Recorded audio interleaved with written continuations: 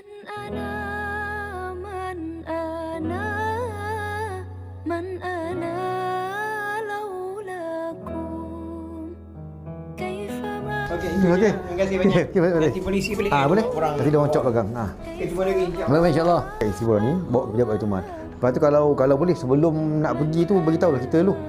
Biar kita orang boleh beritahu orang sana. Kurang-kurang bila pergi sana tu dah ada orang boleh tengok-lah.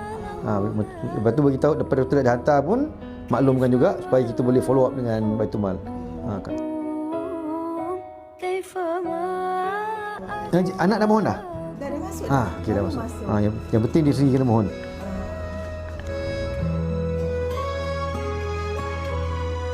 Let me just get a copy of this slip.